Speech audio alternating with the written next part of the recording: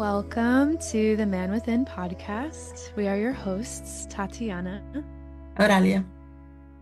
And we have a special episode today. We've got two people here that are not normally here. We've got our guest, Álvaro Fernández, and Stephanie Richmond. And I'm going to start with Álvaro. So Álvaro Fernández is a Mexican entrepreneur and seasoned coach with over 25 years of experience in meditation and consciousness development. He is a dedicated father and lifelong martial artist, and he holds a second-degree black belt in Brazilian Jiu-Jitsu under Renzo Gracie in Mexico. Alvaro is also certified in NLP and hypnotherapy by the American Boards of NLP and Hypnosis, and as the founder of Zen Sei, Zen Sei, thank you, the path of the Luminous Warrior, he leads men's circles focused on personal growth and emotional mastery. He is currently deepening his leadership work through Sacred Sons leadership training. And we're so grateful to have you here, Alvaro. Thank you very much, guys. I'm very happy to be here too. I'm very glad to see you, all three. Yes. Thank you for the invitation. Yes. And Stephanie Richmond nominated Alvaro, and we have her here as well. She is a constellations facilitator and a mentor to me and Aurelia. We met in Stephanie's training back in 2023. It's wild. I don't understand time, but we love you, Stephanie. We're so glad you're here. Well, thank you for having me and for believing in my nomination. But how could I not nominate him, right? After what you just read and explained and his background. And so I had to nominate. Thank you. And yeah, I just want to give a moment to just acknowledge the sweetness of this nomination process. And for our listeners, if you ever want to nominate someone, it's just such a wonderful treat to be able to acknowledge someone and for that person to be acknowledged. And it's a rare little treat to have both here in the same conversation. So really grateful for that. And also one last note is you all, without me, did a Spanish episode the other week. So if you want to check out that episode too, if you know Spanish, there's going to be two episodes with Alvaro and Stephanie. Thank you. Yeah. I feel honored. Yeah.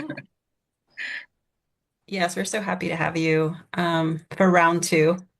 And certainly the Spanish conversation was very lively, and some delightful gems came from both of you, actually. So I'm excited to see what bubbles up this time.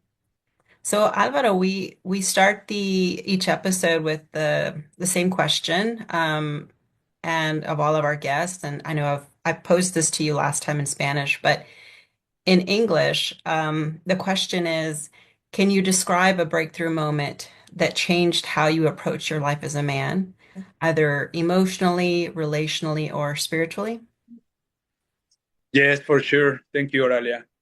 Okay, so the first one that comes to my mind is I was like around 15, 16, and my parents divorced, and I moved to live in California with my father. So that was a very big stepping stone for me in my life as a man, as a young man, because I had the chance to live with my father and look at his example. Also, although I was very happy, all my life changed. I have to be very, like, I have to take care of myself. Like before, my mom used to take care of me, but now living with my father, I had to do everything by my own.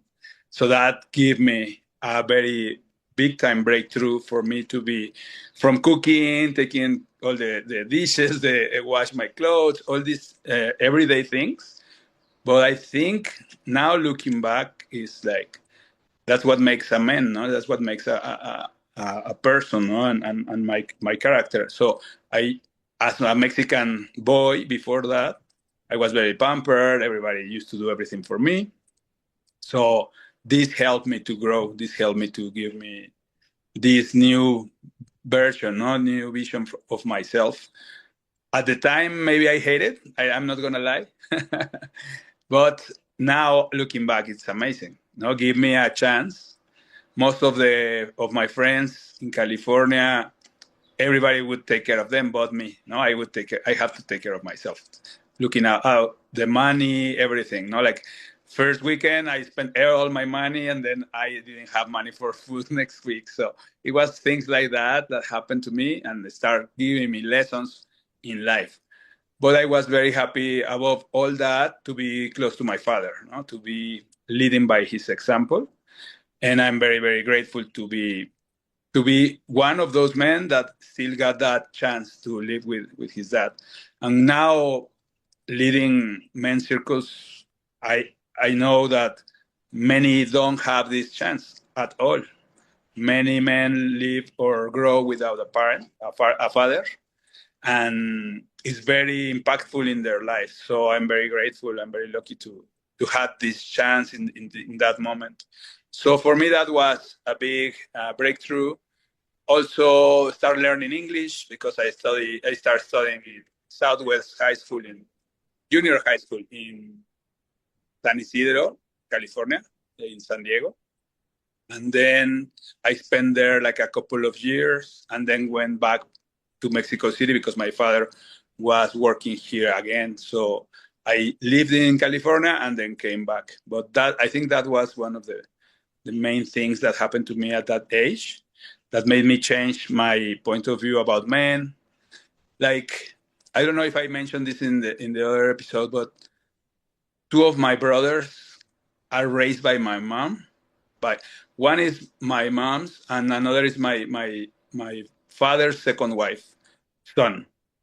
They both were raised by their moms, my mom and his mom, and they are very different from me. I'm not saying I'm better or worse.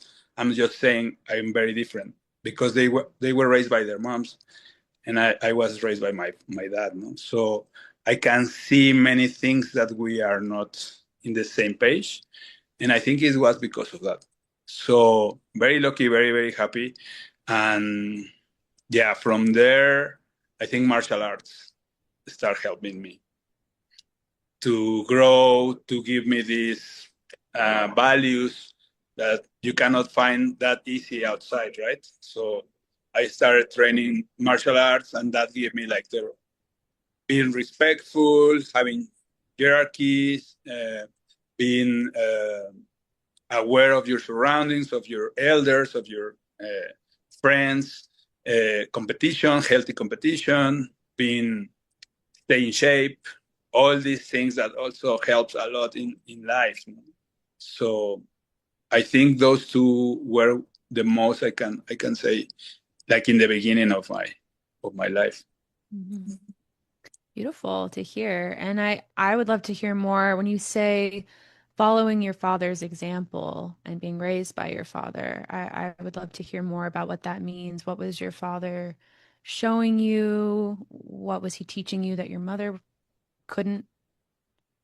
Yeah, I think now I know because I've been studying a lot about manhood and the mom's role most of the time, at least here in Mexico, or at least for me, was more taking care of me, right? Like feed me, taking care. I shouldn't be in trouble. I wouldn't, like put your coat on, don't get wet, all these things, right? And I was very, very sport since my father used to play in the water polo national team, so I played too when I was very young. So that team life helped me a lot to grow like very healthy, very, in a good way with my team.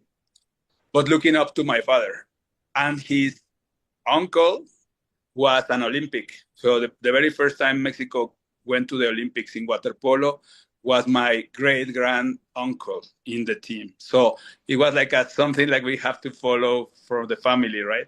For the last name. And then I was very proud on being looking up to my dad. No, that was very beautiful. So that changed. So he showed me how to drive right away when I went in California. You cannot walk in California, like you have to have a car. So then he just right away showed me how to drive. I remember it was a pickup and it was a standard, like manual. So it was a very interesting way to, and he would like smack me or something if I did wrong. So like old school, like his father, my grandfather, was very tough on him. So he knew better. And no judgment at all, just his way, right? And he was he became a father very young. I am the first one, so I was born when he was 19-year old. Wow. And he took on all the commitment. No, he went all in, and I'm very happy and very grateful that he did. So he started working to feed me, to put me in a place, a house, everything. So, but he was very young, and he had to live his life. So it was back in the day, in the 70s, he had to be very tough.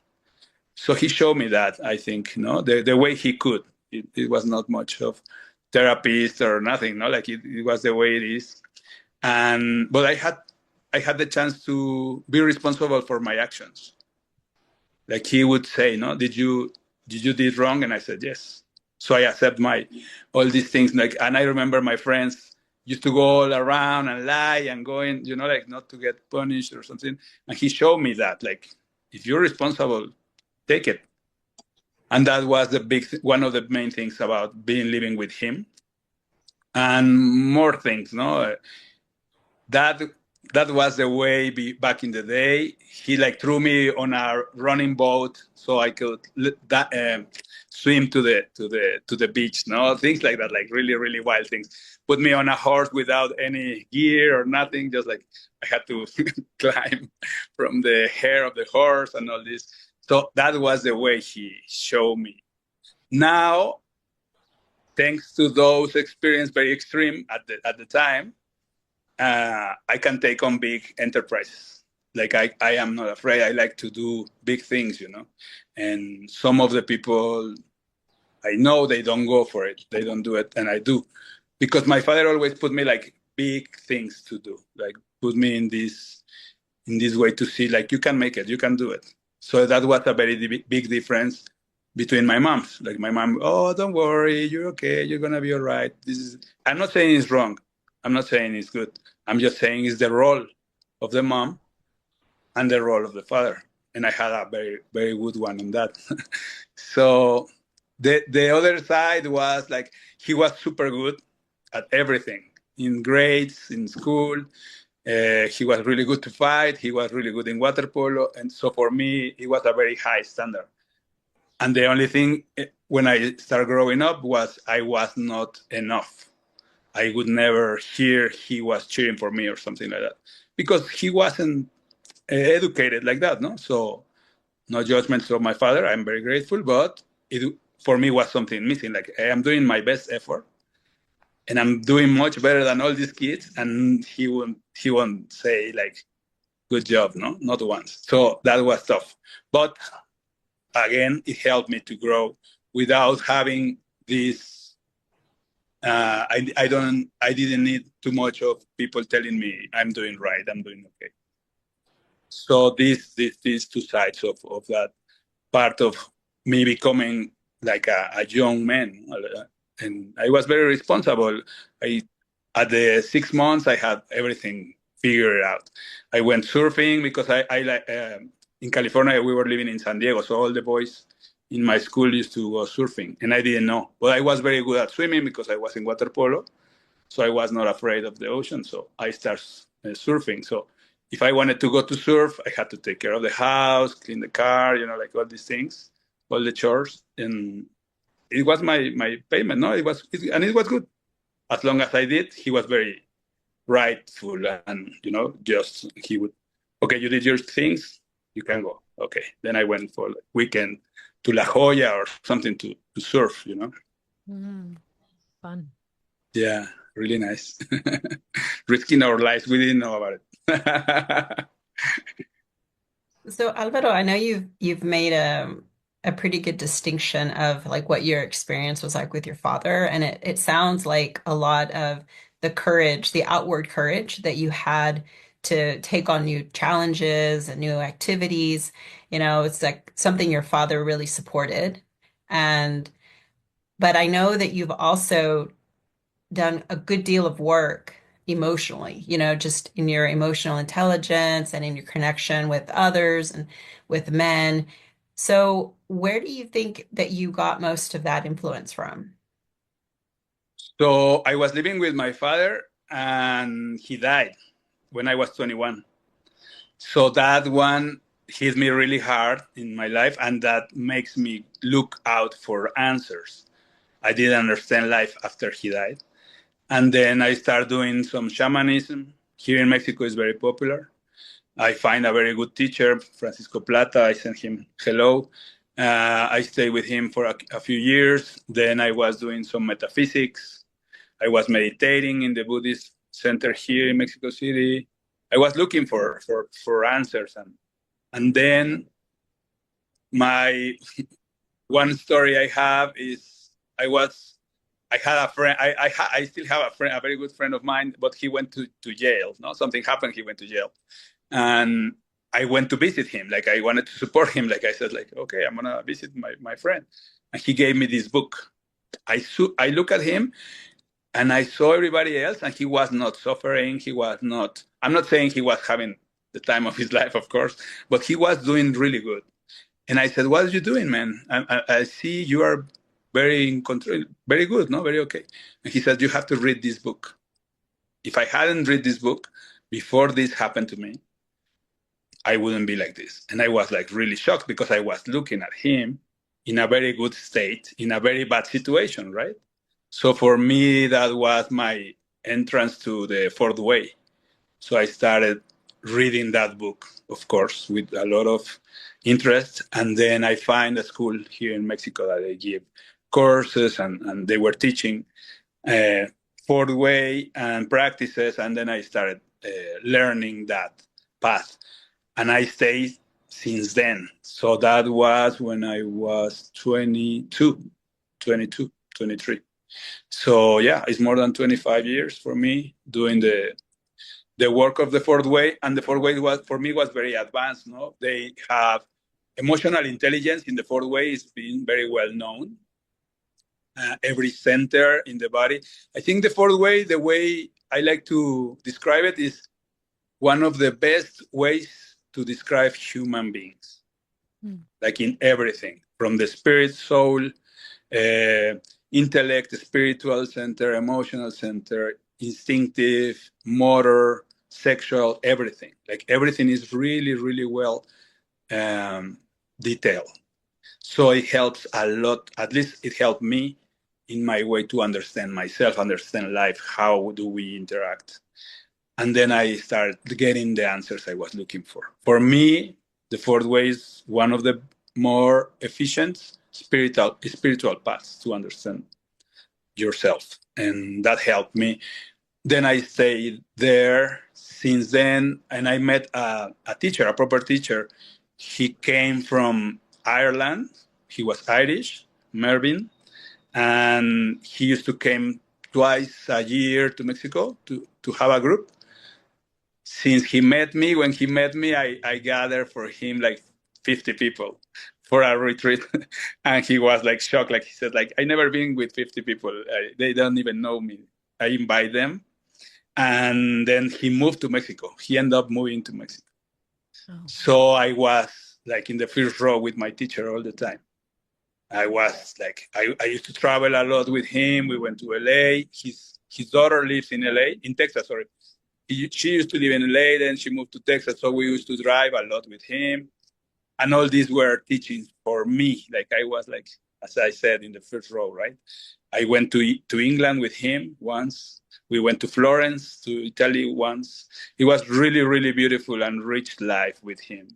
And learning from life, like learning from going to a taco place, like everyday things. That's for me the more deepened things. And of course, going to Florence and see the Botticellis and all this, of course, it was also super beautiful and deep. But yeah, everyday things. No, I look at him spending time with his daughters or his friends, the way he was raised, and all these teachings were helping me a lot to understand myself. So that helped me a lot to start learning about all the centers we are divided and how the energy goes through them, and what is the soul, what is the spirit, all these things that in the fourth way are very well detailed. And the presence, the main thing in fourth way is to be in the present, here and now. Nowadays, more people talks about it. And my teacher used to say, everybody talks about it, but not everybody can live it, or, like be in the presence. And that was a big thing for me. Then we start practicing. We used to spend 1 hour of meditation together and things like that, exercises like that. And that start giving me the sense of understanding what presence is. And then I start practicing every day till now. And that's why I show when I teach my courses, or when I am teaching coaching, this is one of the main things, the pillars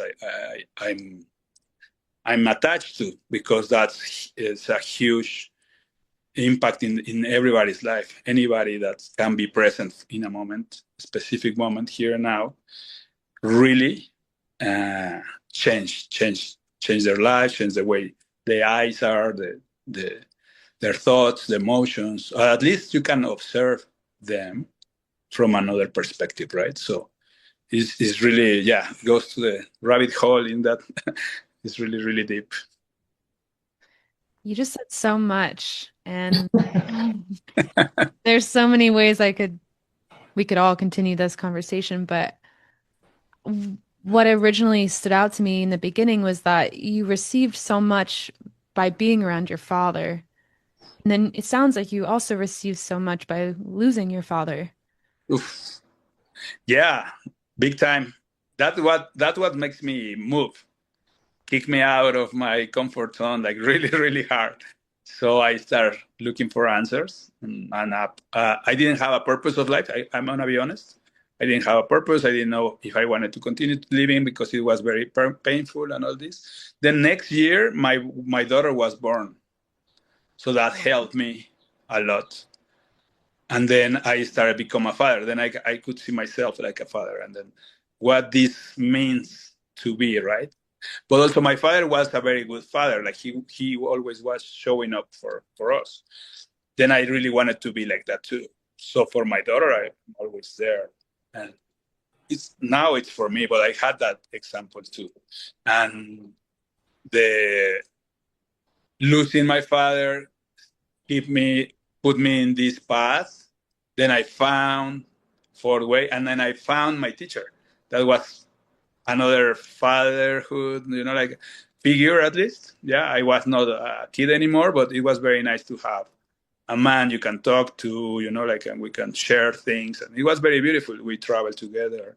We did so many other things. So that helped me a lot to my heart, like to put it. And then he died. He died in Mexico. My teacher died in Mexico. And then, it was another big experience, but I had already my path. I did exactly. I knew exactly what I had to do. So on the man's work, after the fourth way, I started having like coaching. I had a coaching teacher. I started the learning the ways of coaching. I find it very interesting to show and empower people, more people.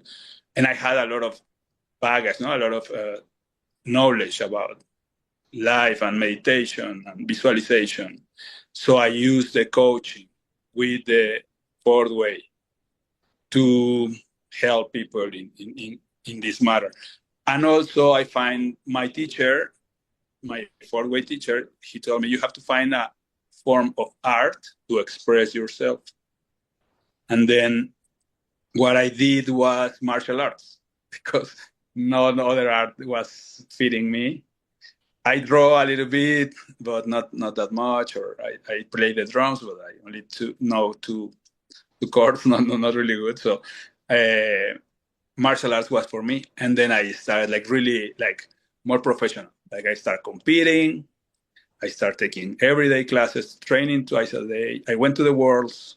I compete. I start teaching. Then from that perspective of human development, meditation and martial arts are really good together. And then I create a method of meditation, presence, visualization, martial arts. And this is what I teach. Most of my teachings in one-on-ones in coaching is about that. But I work not, I don't have to work with martial artists only. I work with any kind of people. I have people that are traders, investment guys, investors, even women that are just wanna be better at being moms, or like being more present in their lives. It doesn't have to be like a big time thing, and yeah, it's been working, and I find my purpose. That's another thing. I'm very, very happy. Through that coaching, I find myself like, really, this is what I like to do. This is what I am here for. Then I started, and since then I've been there. And then I met the work of men through Sacred Sons. That is a big group in the United States. They invite me. I took one course here in Mexico. They invite me. I went to LA, and we were 300 men the first time I went there, and it was like really, really impressive. And it was very different from everything I had before, like not even from martial arts or for the way of meditation. It was like completely different perspective.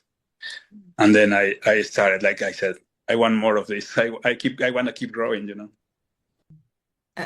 Yeah, again, you said a lot, and there's so many threads there to follow. Don't apologize. No, but I want to back up a little bit, because what you said about, the death of your father and then the birth of your daughter, I just couldn't help but think about how, and I think Stephanie can definitely speak to this, but how beautiful it is that we heal through our family systems. How all of these people that are in our lives, they contribute, they have the ability to contribute, and heal, the wounds within the family structure. And so I know that you guys had an event in Mexico City, and it was centered around family constellations, and there were some interactions between, men and women that were pretty profound. So I was hoping maybe, Stephanie, you could speak a little bit to what happened at that constellation event. Yeah. So if we're starting now to kind of segue into Alvaro's experience with the circle of men, right? Men's circles, which was a new concept for me too, being from Mexico. The first time I ever heard of a male circle was in Austin. And that's where I lived with Oralia and Tatiana. And for me, it was like, what? They actually do this? They actually get together? And it was like mind-blowing for me. That kind of stayed back there, right?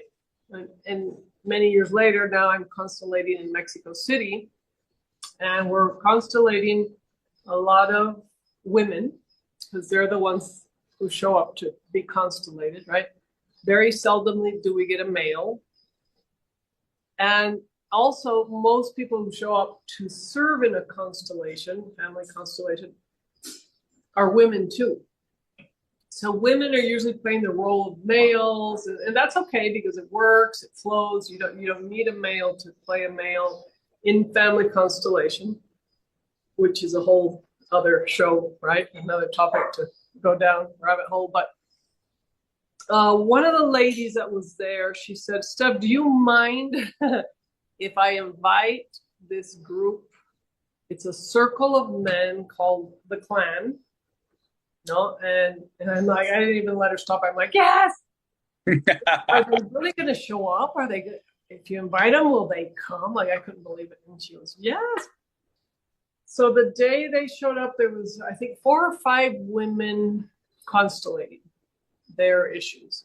And nobody knows at the end of the day, right at the moment, who's going to show up to serve, right? You've invited as many people as you can, hoping they all can make it. But anyway, when the guys show up from the circle, it was like 10 men, all different ages, right? All different types, shapes, sizes. But they all had this energy of respect, of honor, of they were there like to learn, to see, very open. They were all very fit. They were all very present. It was very different, right? So I'm like, come on in. I was so excited. And it really took on a beautiful constellation. It so happened that all the themes of these women, they didn't know each other, but were very similar. And they were really around, especially 1 or 2 of them, around sexual abuse, male abuse over women, or father being tough, or fathers being missing, you know.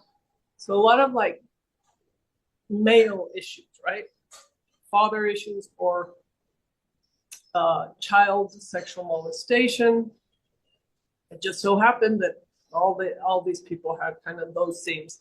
They may have come to constellate other issues in their life, but they all had kind of this similar situation going on at one place or the other.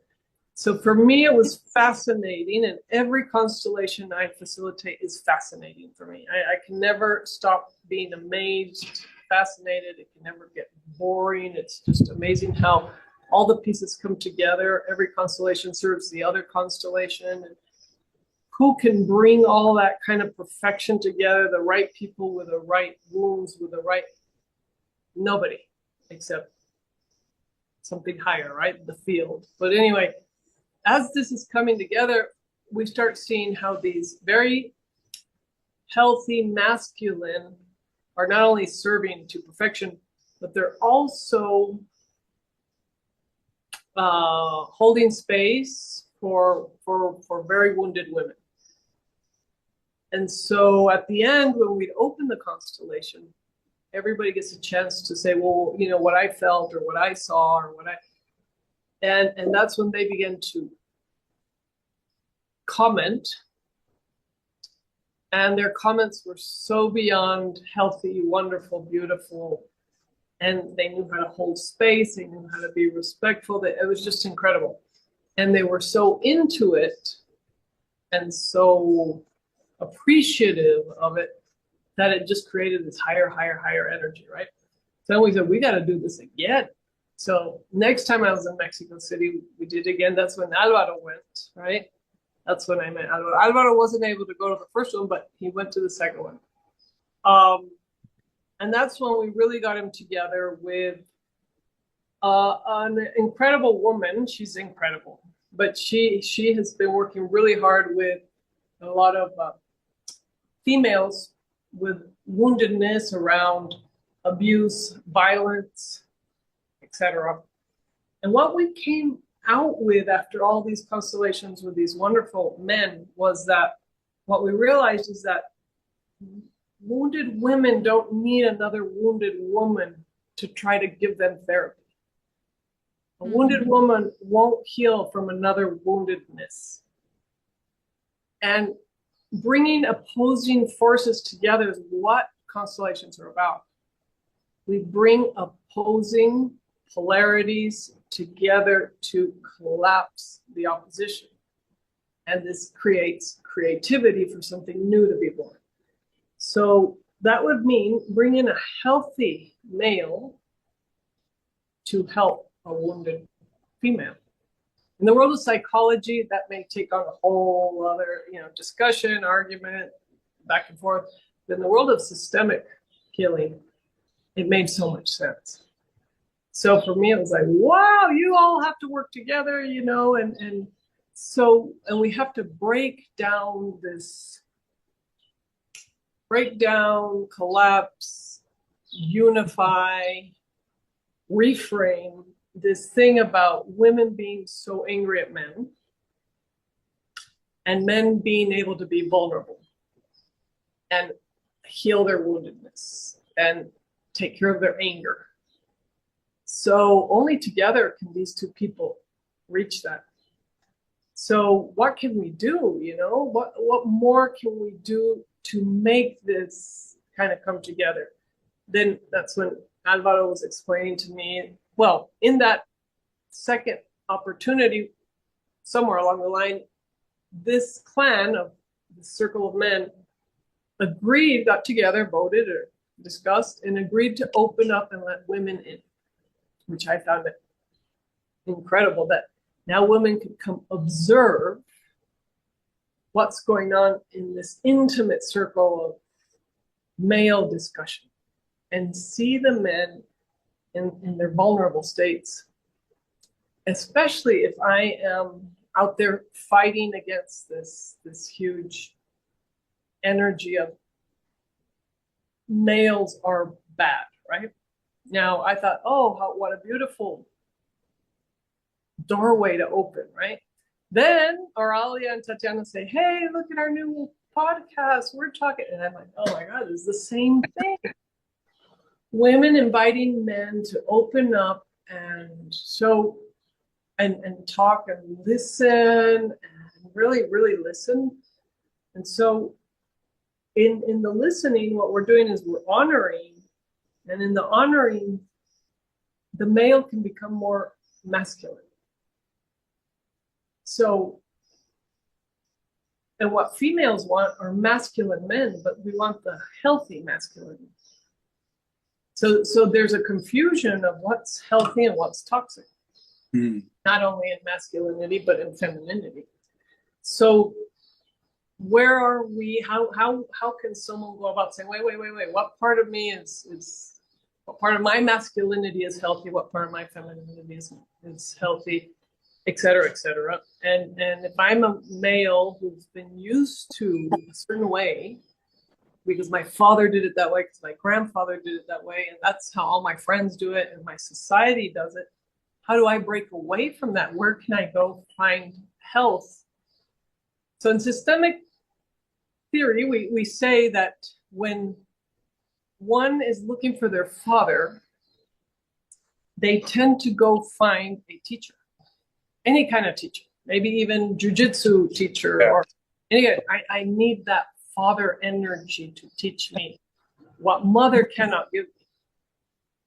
And mother gives nurturing, like you said, mothers are nurturers. They take care of, the children, they feed them, they keep them from getting colds, they protect them. And the male goes, here, you can do it. Throws them up in the sky, throws them off the trampoline or whatever, helps them crawl up a tree. You can do it. Boom. There's many ways of doing that, right? But moms don't do that. Moms don't work. We're not wired that way. So I go back to the point where you talked about mom and dad. It's like we need a balance of those two, right? And if there's an imbalance, then we're going to go out into life with that imbalance as being mothers or fathers. Now, in you finding all these wonderful past teachers' ways, the fourth way, and so on, it gives you what you so yearned for, wanted. But then everybody dies, so now you become the teacher. You were like, now what?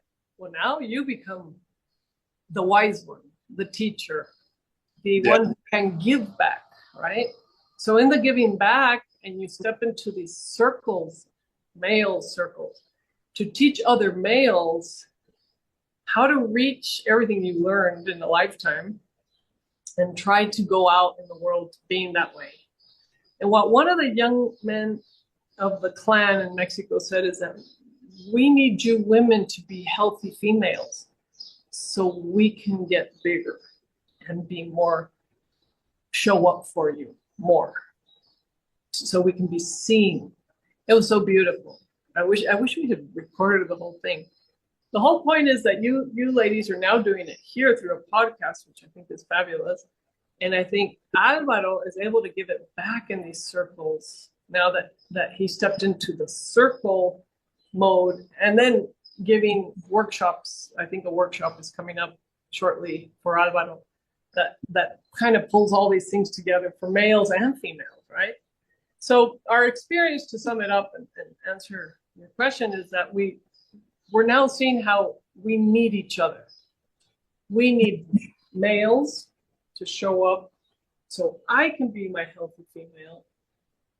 I'm not going to wait till you become healthy so I can become healthy. I need to show up healthy. That's all I need to worry about, is how I show up.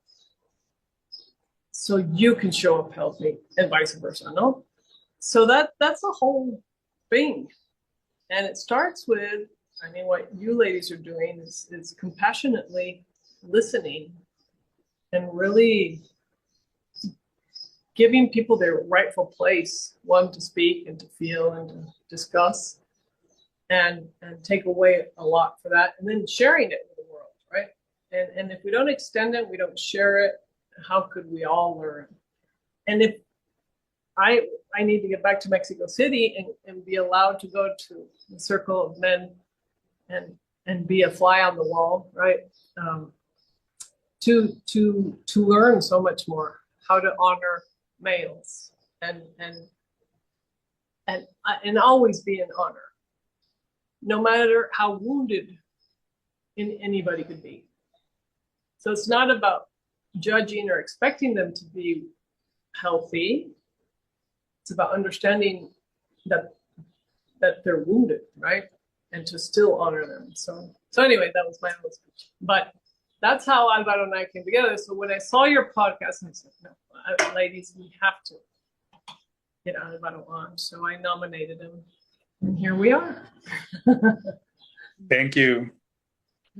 A healthy masculine example for many men out there, and many things they can be doing, especially getting in touch with you to see how can they do it differently, right?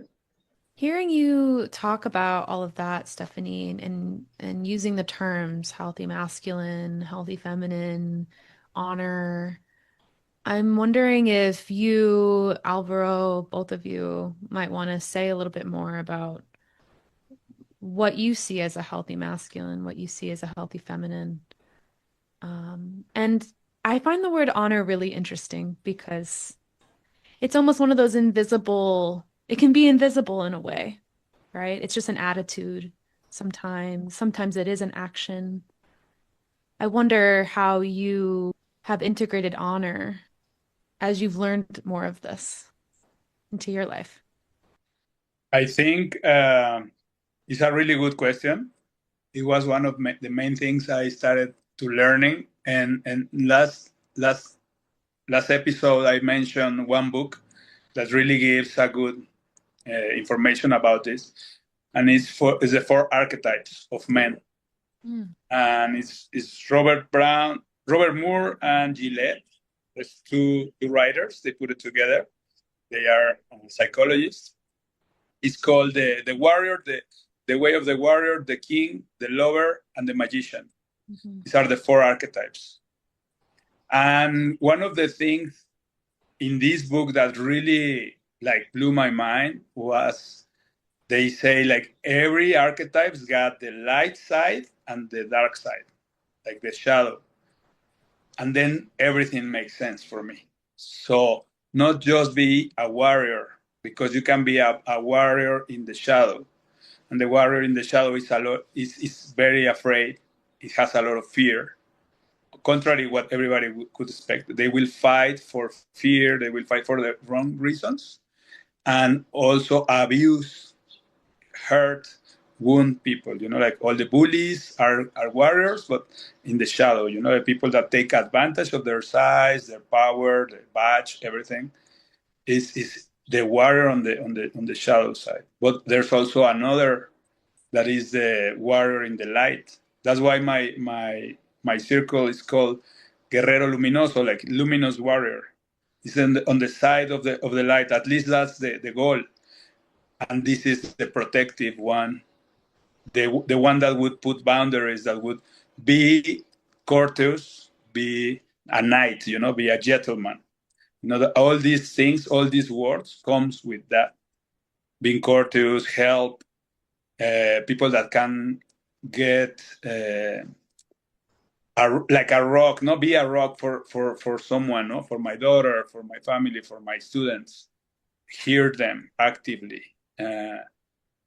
Don't hesitate. Like, try to be that man and that warrior in light. And honor comes with all these words. Honor is very, very popular in martial arts. Like, honor your elders, honor your teachers. Is like really, really important. But this is real. All I know, my teacher showed me.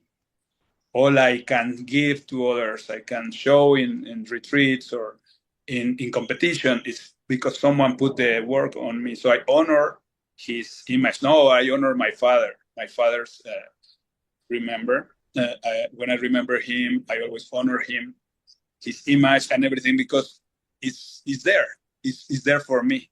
It occupies a space in my life, in my heart.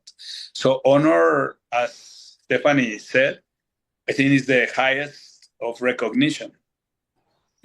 People, fighters, I train fighters too, and they want to be recognized. That's something they want to be recognized. And honor is like a higher step for recognition, right? And it's very beautiful. These values, virtues, are long forgotten outside, no, in the world.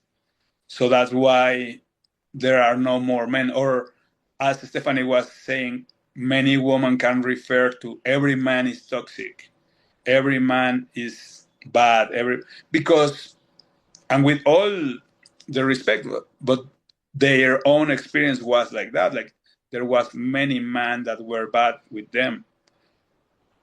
Therefore, they understand every man is the predator or more things, no? So yes, it's understandable, but not everybody, no? So men's circles, we are looking towards spreading the word of putting these archetypes out, so people understand where they are, where we are, where am I. We all have the four, but mostly we have one, and it's way easier to understand yourself in this part of your life. And then you can move. Of course, you can move, you can get better, you can move towards the kingship, courteous, being present, all these things that make the king. And I can tap on my kingship. I can tap on my king in order to make good decisions, not be too dramatic or arbitrary or abusive. Like, okay, so the king has a certain details of personality that can help me, to guide me.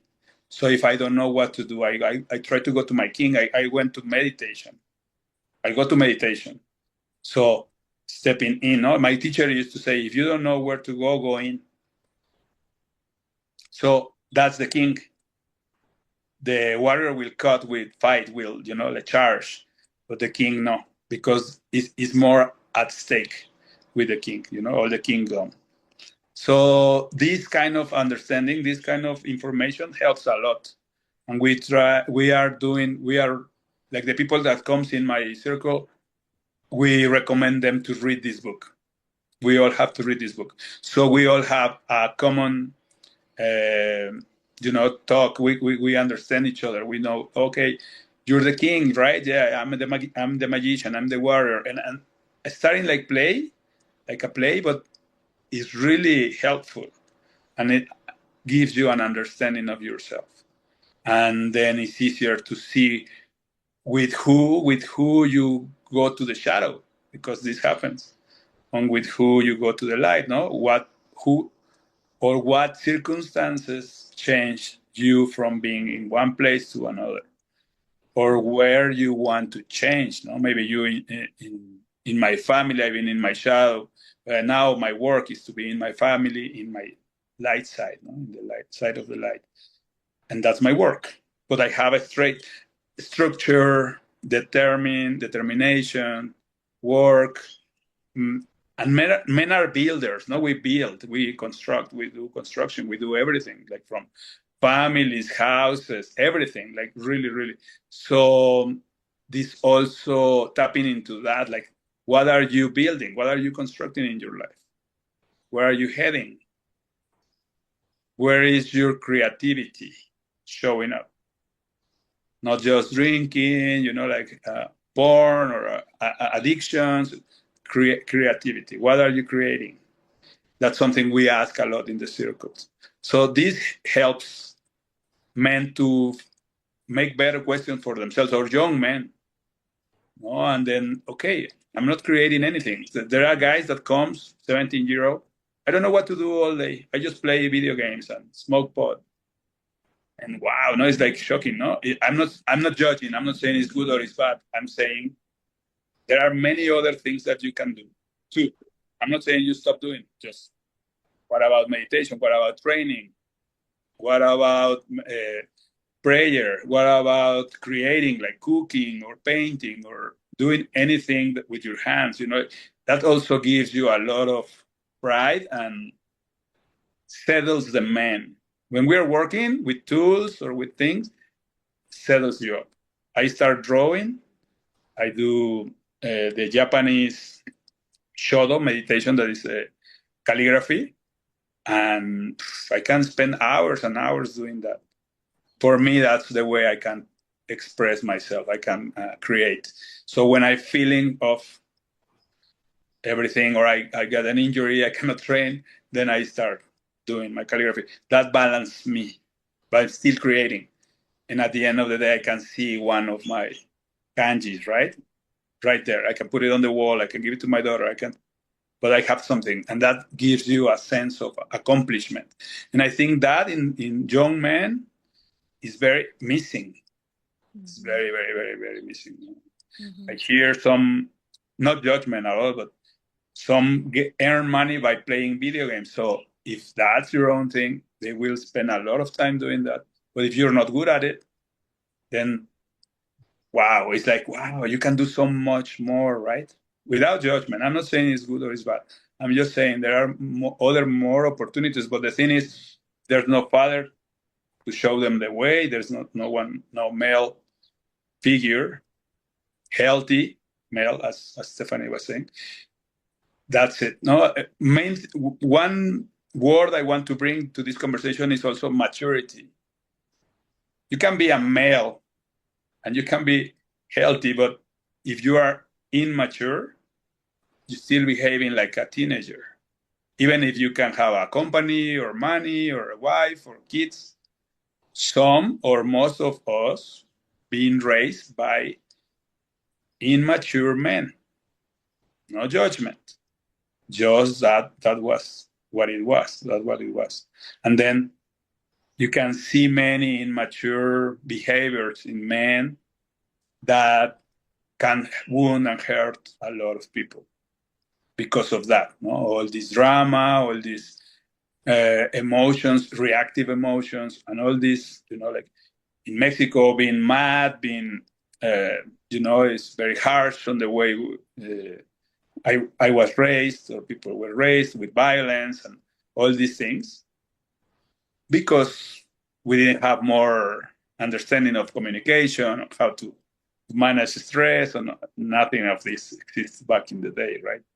So, yeah, being mature, I think, is also a goal. A mature man, a mature male in the mature masculine man is very well needed now. We need to become that, and yeah, that's the pursuit. That's one of the goals too.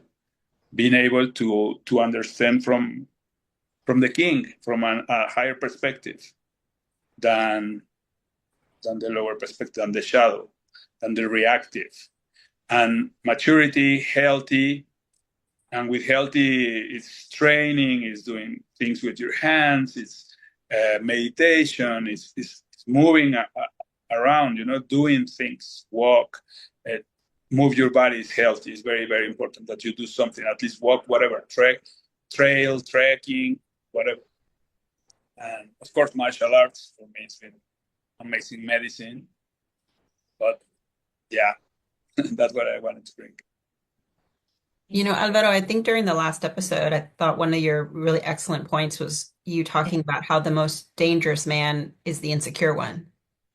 And so I think that was a really good way to expand upon what you're describing, the man who is very rooted in his fear versus from a place of courage and willingness and openness to evaluate what the world has to offer and where his role might lie. So I was hoping you might be able to repeat that for the English audience as well. Yeah, for sure. Thank you very, very much for bringing that up, Aurelia. We've been told in a pillar talk in one of these retreats I went that and really blew my mind. That it was like he was saying like the more dangerous men are the more insecure, and I can see that. I didn't mention this one in the Spanish, but I thought about it. I'm gonna say it here. I saw a lot of that in martial arts.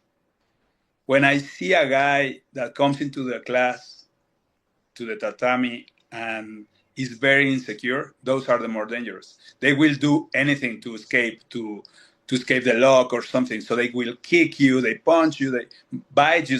I had some people doing that, even though it's not allowed, because they are so afraid. They don't understand boundaries, and then they don't know that this is a safe place because they never been in that. No, it's not about judgment. I'm not saying they're doing right or wrong. Most of the time it's first timers, but it's the more insecure men that are the more dangerous. And this is a very well-known theme between black belts, like teachers. We know that the very first timers are the more dangerous guys. My friends being punched in the face, myself kicking for people that is really, really afraid. No, in life, the same. The more insecure the man is, the one that's gonna give up on his wife, on his girlfriend with 2 months or 3 months of pregnancy. All these things are showing up for the family, showing up for the elders. They won't, because the fear will overcome them, like above them, like it will really swallow them. And immature men, they react as the little kid with fear. And we've been raised from some men like that, or we are being raised for some of men like this, because nowadays, at least here in Mexico, and I know in the United States, you become 18 in Mexico, 21 in USA, and they give you your driver license, DMV, right? Like in Mexico you can vote. They give you this credential where you can vote, and then you can drink alcohol. You can, and that's it. Then you're a man, right? And it's nothing to do with that.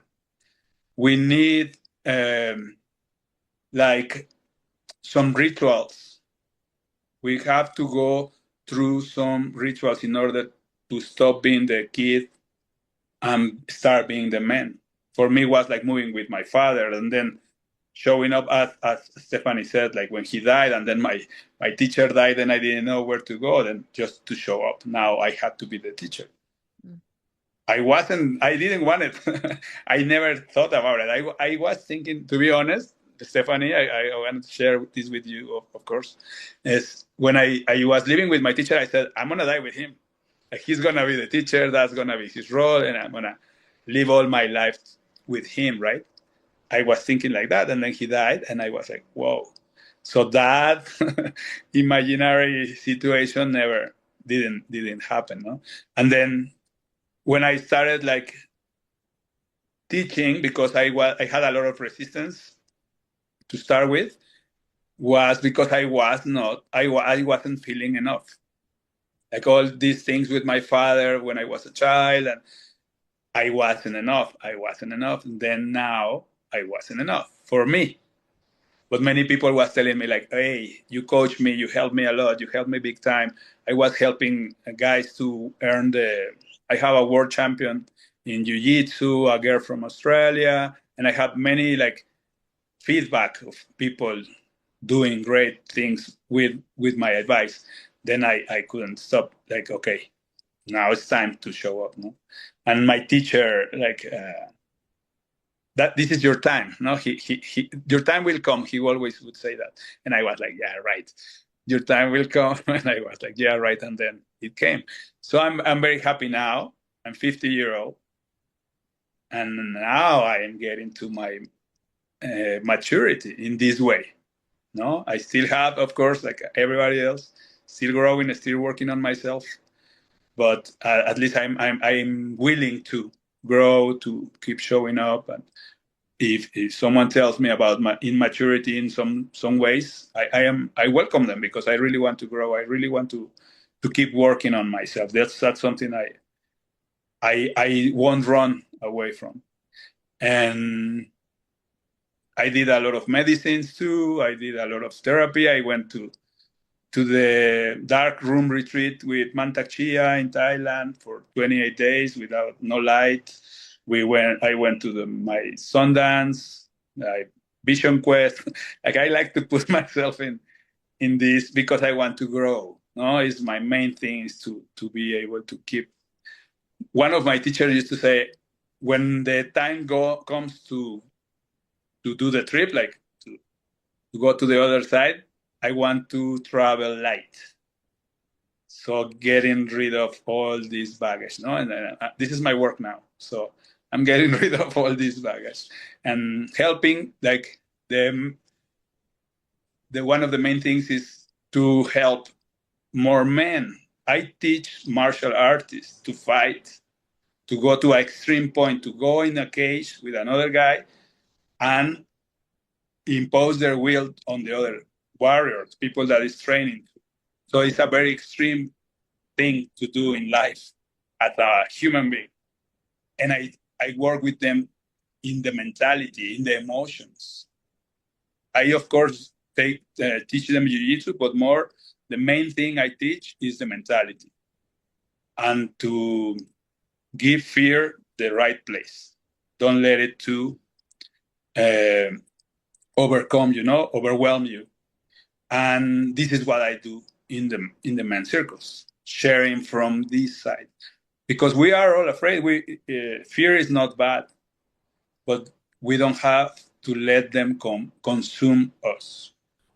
There's two different things. Fear even is good. It helps you to survive. So this is the way I can put my grain of sand for men that are insecure, and it's nothing wrong with it. I compete, and I felt fear every time I compete. Even I won national championship and all this, but it's nothing wrong. The thing is just to be able to understand it and use it as energy, as a force. So there's nothing wrong to be insecure. The thing is you have to find one way. You have to move in order not to be there, not to stay there, not to keep yourself there. Can be martial arts, can be meditation, can be both, or come to a men's circle wherever you are, or reach out, no, to the girls, to me, like anybody's listening. We can help for sure. We can team up. And I love that. It's true. And yeah, so beautiful to hear you talk about fear a little bit more because, yeah, we are all afraid. There's a lot, even now in this world, but the way the media communicates with us, I feel that it's a time where it's very normal to actually wear the personality of concern and worry. And it's almost like you're an idiot if you're not scared right now. That's kind of the framework I see. And I like hearing you say, "Oh, put your fear in the rightful place. It's not wrong to be afraid, but how do you keep moving forward? Mm. Um, and yeah, I don't know if there's anything more you want to say about that. I just think that's a very big topic right now that really spans beyond masculinity. The thing is, suicides, at least in Mexico, Latin America, is 80% are men. So that is getting to us. And many things like fear, like if I feel fear, then I'm not enough. I'm not enough a man.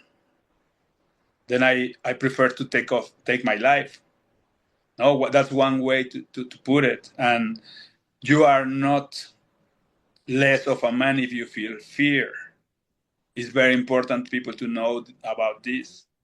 Or if you are insecure in some part, and if you are full of fear or panic, this will pass. But the thing is, you have to stay in your center. The thing is, many men don't have where to project, where to speak. You cannot speak to the friends in the bar. You cannot speak to your colleagues in your work. You cannot speak in your team. Even soccer play and all these things. Many people is about drinking, girls, da da da, smack, and that's it. And then if you speak about your fears or your something inside of you, many people will judge you, will bully you, will so they we stop doing that. And unfortunately, it's been recorded a lot from men's circles. We know women are also very inquisitive, like they're very punish men that show their emotions because many women have not worked on themselves. No offense, no. Like I'm not saying everyone, but there are ways. No, so men are afraid also to talk to their women too. So we leave men with a very, very few options, and men's groups, circles are one. It's no judgment. It's a safe place. We may not save you. It's not about saving someone else, but at least listening to you, yes, and not being judged. Like from my own experience, when I went to the first Sacred Sons retreat in LA, was in my group we were like 50 men, and then I just step up and talk about some things I had in that moment, and come back to my place, and then I felt so good. Like no one judged me, no one laughed at me, no one criticized me, no one shouted at me, nothing like. And I was like, wow. And that healed me big time, big time. I was not able to say that in front of anybody before. And now I said it in front of 50 people, 50 men I don't know, I trust, and that healed my soul. That was it. Huge. I said, I want to do this. I really want to pursue this because I felt it in myself. Yes, I read books and all that, but once you experience, it's a completely different story. So for me, I said, like, I really want to know this, and I'm taking the leadership training in Sacred Zones 1, and I have my own circle here in Mexico City, and that's the core why we are doing it. I'm doing it. And I found very nice people here. Some of my students from martial arts, they want to self-development themselves, and nobody knew about men's circles, not even me. So I had to fly to the United States in order to have one. There's no. And even here in Mexico, I'm opening this space. Still, men don't know how to talk. They don't know, and they don't know to talk. That's why you ask them, and they say, "No, fuck therapy. I won't ever go to therapy. I won't ever go to talk to a woman about my problems. What is she gonna know about that?" Da, da, da. All these judgments, but many can't even if they want. What do you feel? I don't know. What is your emotion you're feeling? I don't know. And it's true. They're not lying. We are not shown or teach what is frustration, what is deception, what is like you really have to find, or when many emotions come, along at the same time in 1 second, right? For men, it's devastating. We were talking, I think with Steph last time, like women have more this emotion, like they can speak to another woman, release a little bit of the weight. By going to a coffee, drinking with a coffee with your friend, they speak about, oh, I feel sadness, da da da, ti, ti, ti, ti. They go home, they're way better. Men don't. Most of them drink a beer, watch some porn, watch the game, the fights, like smoke a joint, whatever, and then go home, and that's it. But the things are still inside. And therapeutically, you need to scream them, move them, or talk. So for men, at the retreats, at the workshops, we do all these three. So you really take a burden from I did myself. Even when I'm facilitating, some things resonate sometimes. Like someone says, my father died, I was 21. Oh, and of course, you're working through all the time. And that helps a lot. Some people doesn't have to participate. Some men are very shy because we don't know, as I already say, we don't know how to express emotions and understanding what we are feeling and all this. But you listen to someone else. And then you start making a structure and understanding. And these spaces we facilitate are laboratory of expressing your emotions, not being judged, active listening, presence. And we do some dynamics sometimes. I like to do it dynamically because then the body feels it. And then you as a man take it to home. And then maybe you can do it. Then you can active listening to your wife or to your daughter, to, like the work, and start bringing this knowledge to their fields, whatever it is. That's the way we train, let's say one word. That's the way we train men in order for them to understand. And then healthy men can express their emotions. But now you have to express them without emotion, without being angry or violent. Or no. Sometimes when men put boundaries, do it with violence, with aggressiveness, and then understanding all this. So it's a lot of work, but fear comes many times and make us react. You start thinking on the outcome and it's going to be very painful and very bad, and then react. And sometimes reaction can end up really bad, no? Drinking, driving, and things, and addictions and all this. And ultimately, suicide, no? Unfortunately. So we want to make a contra weight on this. So Alvaro, I wanted to mention, because I'm thinking about your message of from before when you were talking about the archetypes and how there's a dark side and a light side, and from what I'm hearing from you is like I'm trying to figure out, well, how does one truly honor their dark side? Whether it be whatever archetype they're in. And it sounds like you're saying that certainly one is to embrace and not be afraid of that dark side. And then two, allow yourself or stay open to new relationships that are more uplifting.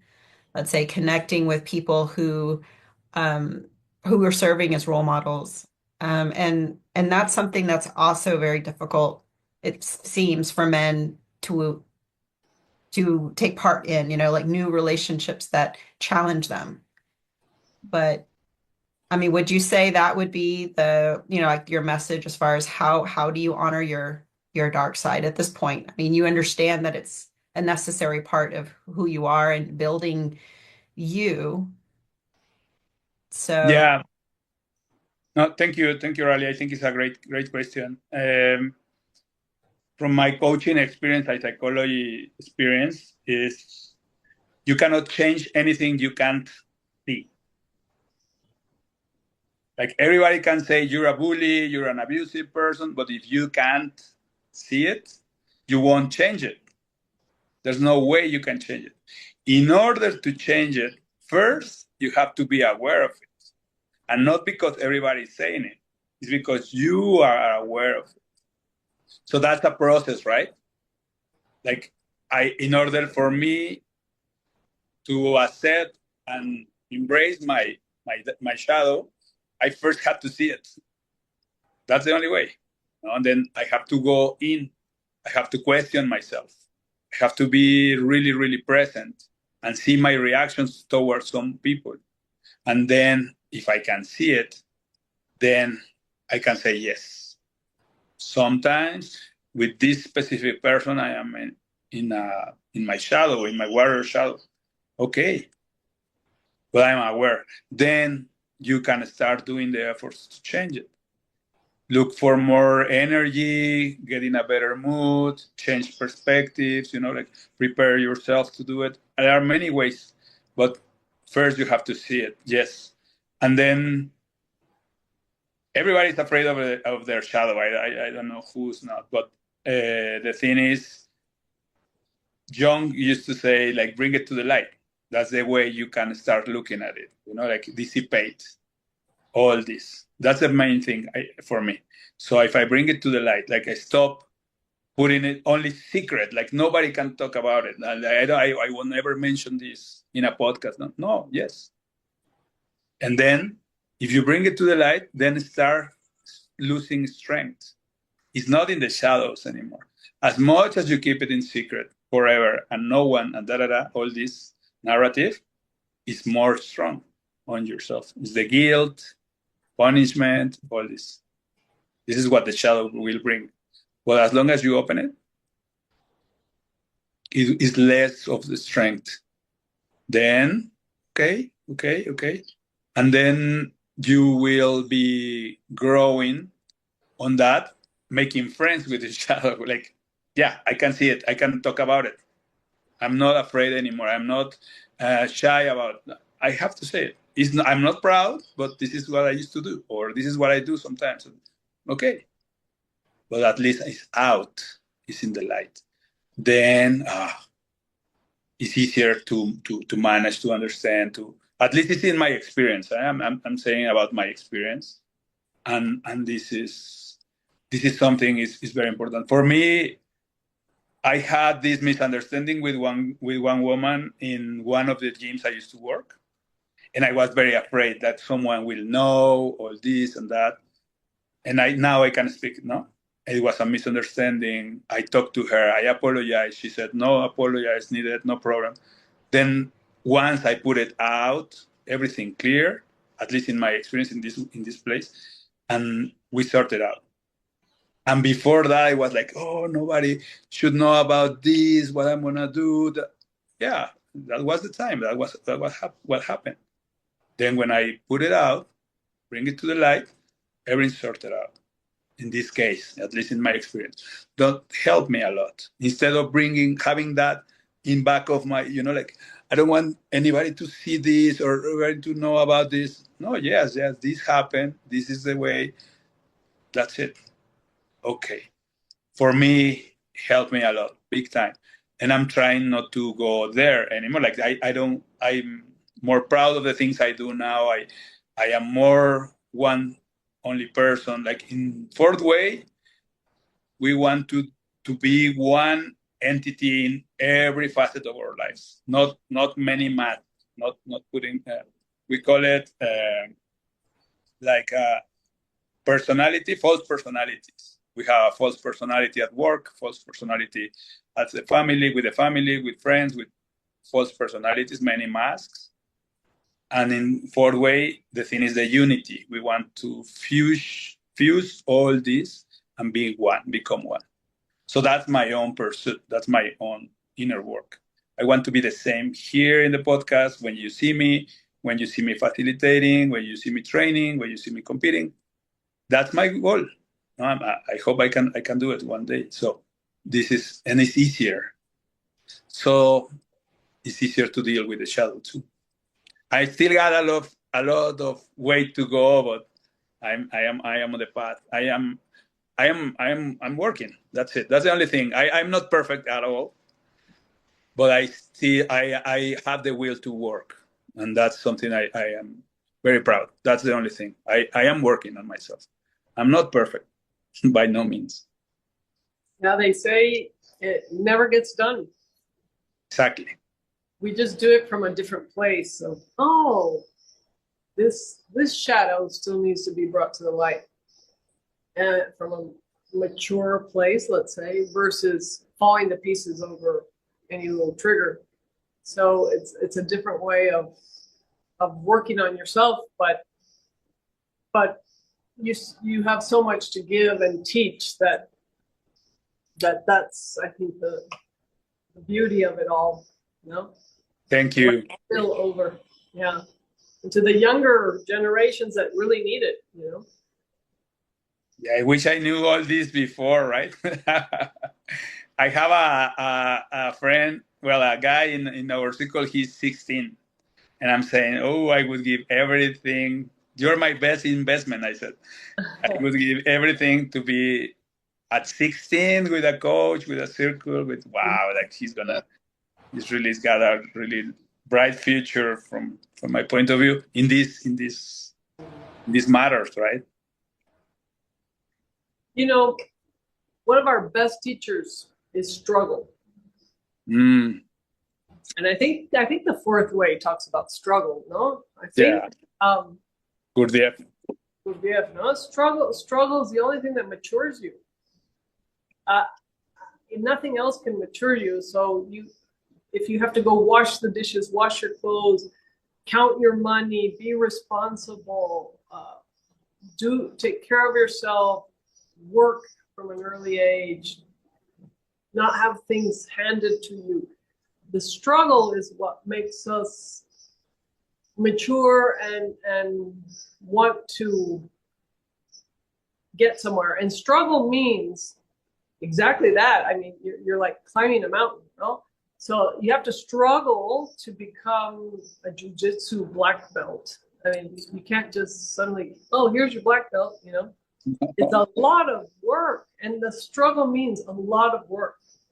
So those who are working and working on themselves, and I also take away, if I may, is that sports had a lot to do to help you with a lot of things. The structure of a team, the honor of, you know, martial arts, the water polo, the strength it gives you. And that's one thing I noticed of the circle of men, because I think the clan, which is brother circle of yours, right? Yeah. They're about acrobatics, no? Or something like that. They're learning a lot of things through. Yes. Luis does, he's a coach on handstand. A lot of, balance and yes. Handstand and arms, you know. Yeah, the thing is move. Whatever you want to do, movement. I think that's key. Yeah. It helped me a lot. Team playing, responsibility of showing up. You know, all this. It's not easy, and it's struggle, and it's so much easier to sit on a couch and play video games. But the struggle is somewhere in there, the biggest teacher for all of us, right? Yes, that's true. Yeah, for me, it took me 16 years to get my black belt. Wow. Yeah, competing, teaching, and I was a national champion and all, and I went to the Worlds and like it was 16 years almost. So I value that more than my pilot license of pilot, or like my degree in psychology or in hypnosis. Like 15 years is more than a doctorado, no? Yeah, absolutely. Yeah, and what's coming to mind hearing you speak, Stephanie and Alvaro, is like there's something very valuable in the body and in the physical that's different than being challenged mentally. Like it's good to struggle mentally and to go through confusion or even if you're going into esoteric things and contemplating. But there's something so, it's almost like you can't bypass the importance of the physical world and what it forces you to deal with, which is Yes, like this hard rock reality of you have what you need or you don't. You won the fight or you didn't, exactly. right? I love it. Yeah, I do too. And I think that's where a lot of the younger generations are getting a little screwed, honestly, because so much of their world is made up. The internet is made up in a way. There's just it's an algorithm, it's imagery, stimulation, but it's your eyes and your head more than it is really being in your body and feeling yourself, Mm. which is really hard because people, including myself, it's a journey. The embodiment journey is a deep one. To come back into what you said earlier, Alvaro, like wholeness, oneness with Mm. oneself. Mm. And I feel like it's just almost impossible to do that without a connection to your body. Yes, yes. At least for me, well, in fourth way, we see these six centers, and we have to give them a little aim, small aim in everyone. This is something I do with my coaching, no? So I said, like, okay, what are your goals, spiritually goals? Then I want to meditate 5 minutes a day. Okay, that's it. Perfect. What are your intellectual goals? Then I want to read a book once a month, one book a month.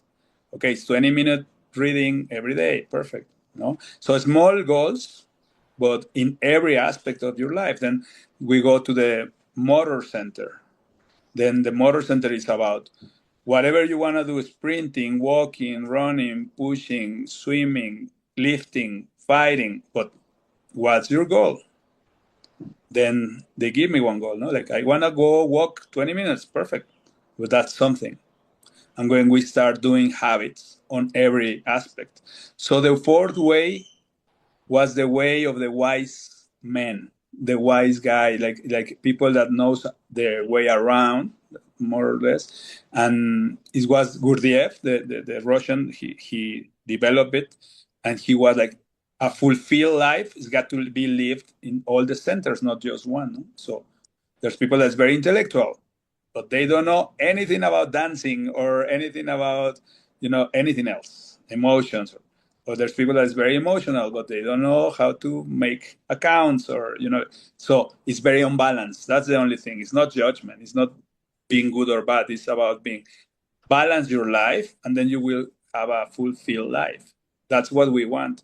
That's the main goal of my teachings in coaching. Like, have a fulfilled life, and then you feel good about yourself, because all these victories. Okay, I eat well today. I drink my electrolytes. I did exercise. I wrote. I read. Okay, then that's a good day, right? Then another day. Then another day. In 3 months, you have all these habits in your life. Then you don't feel like nothing is missing. On the contrary, life is full. It's a perspective. Yeah. Yeah, full of your nourishing choices. Exactly. And you choose the goals. I never give my students the goals. I would never say, like, of course, if they do martial arts, it's great. But if they want to do trekking, they want to do cycling, it's great. Anything is great. It doesn't have to be, it's their goals, not mine. No? I want to play chess. Perfect. Want to do Sudoku. Okay, do it, do it, do it. The thing is, as long as you're doing, that's the main thing. And that for men, it's a huge accomplishment. You start looking at yourself as a victorious man. Every day I win a small victory. Instead of soda, I drink electrolytes today. That's a big win for one day. If instead of eating a Happy Meal, I ate my salad at home, okay, that's another good. And start doing good victories, feeling good about yourself. in every small day things, like it doesn't have to be, I win the ultra marathon #1. Of course, if you do it, it's great, but that may not be able, you won't be able to do that every day. Like you cannot run an ultra marathon every day, right? So on the small things are the big changes, the big things. They say, my teacher used to say, the devil lives in the small details. Mm-hmm. Yep. So yeah, I think that's what I want to share. That's it. And it helped me. That's the only thing I can say, like, help me. I know not everybody resonates with everybody. No? May not be my medicine, that's something for you, but for some, yes. And the people that wants to come, join, reach out, this is what we are putting out, and it's been helping. Like, I have many men now in my circle and my coaching that really doing well in life, feeling much better about themselves, achieving their goals, And sometimes I said, like, enough with the coaching, that you can go. This is now, I'm not here for all your life. And it's really nice, really beautiful to see them grow. Yeah, I think a lot of people don't know where to go. They may know that they're not well. They don't even know how to ask for help, or when they do, they don't know where to go. And I find that these circles and this kind of coaching is probably so ideal for many young males. I mean, females as well, but in this case, we're talking about. Yeah, it's true. Well, we appreciate you. We appreciate your honesty and your openness, and the work you give, and that you talk the talk and walk the walk.